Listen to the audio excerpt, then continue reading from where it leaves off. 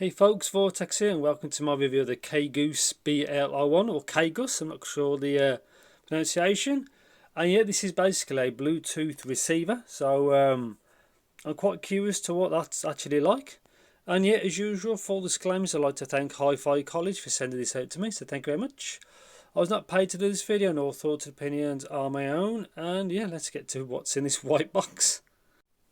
So that's where you get in the box. Nothing really on the side. Website information there. So they are basically they make amp DACs and that stuff like that really. So it's quite a one of the mill what they make. But anyway, I've never tried this brand before, so we will see what it's like. So the KGUSS, how it's pronounced, BL01.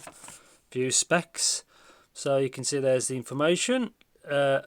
Looks like it's meant to spell AAC. There's still quite a few different codecs on there. That's what it looks like. The information there. That's what it is in English. So quite a few outputs, but only one input, obviously, because it's a Bluetooth receiver. That's what the front looks like. Obviously, we'll get to in a bit. There's the ports. The information there. Saying you can basically connect it to like some sort of passive speaker or something, but obviously we'll have a look. So that's that. Plug. Obviously depends where you live in the world. Mine's a 3-pin because I'm in the UK, which is output 12 volt 1.5 amp. So not too much power.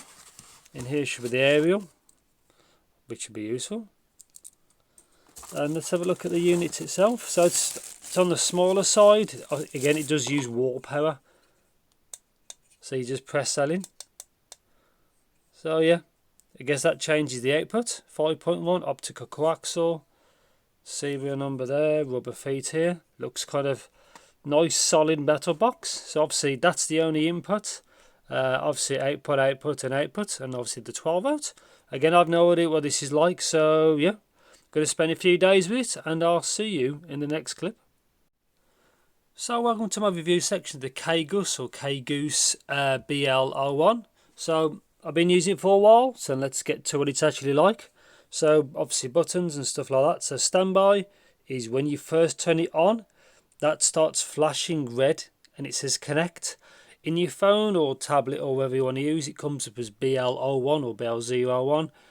Click that in there and it works straight away. You don't have to put a code in like 0000 or 1234. There's like none of that. So yes, standby. If you press it, changes between these two modes. It even shows you exactly with the colours. So you can see aux and digital, red and green. So there's technically two outputs, but on the back there's three. Both digital outputs act the same, and then you hold it down like that to turn it off, and that's it. Obviously Bluetooth 5.1, and my phone is Bluetooth 5.1 as well. So the back, obviously these two act as the same output, and then obviously this, and that's very straightforward, no problem at all. So let's talk about kind of signal strength. Now I've used this from at least 10, I'd say about 10 meters away. Absolutely fine, no issue at all or anything like that. Again, super easy to pair. Now modes, like I said, I saw in the instructions, mine used aptX HD. That's what mine defaulted to, obviously, which is obviously more than good enough.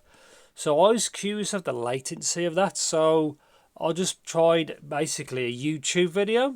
I'll get to what I connected that to in a sec, but I could try to just do with a YouTube video. Someone who's actually speaking, so you can see if there's any latency or anything like that, like lip sync, and it worked absolutely fine. I was expecting it to be out of sync a little bit and more for like music use, but for YouTube is absolutely fine. I think it's because like the phone or whatever you want to use can fix, like, you know, it fixes like the lag, the delay is absolutely fine. So I tried this with a couple of ways. So you can do this straight into an amp with the RCAs, or you can do it obviously with that if you want, or you can, yeah. So main for, like, they designed this to be used with some kind of speakers, powered monitors, powered speakers, a separate amp, whatever. via them. Absolutely fine. So sound quality, it's as good as I expected. Again, I used aptX HD, so it sounded very high quality. There's no real sound signature really to this. It works and it just sounds good. Really, that's exactly how it should be. So yeah, that sounds fine. Again, there's not much in the way of functions with this device. Again, it does support, I think, aptX low latency, aptX adaptive. I'm not quite sure. Is what was in the guide. Obviously, there's SBC and AAC. I tried it with the highest bitrate, and it worked absolutely flawlessly. Again, it does help having a proper aerial.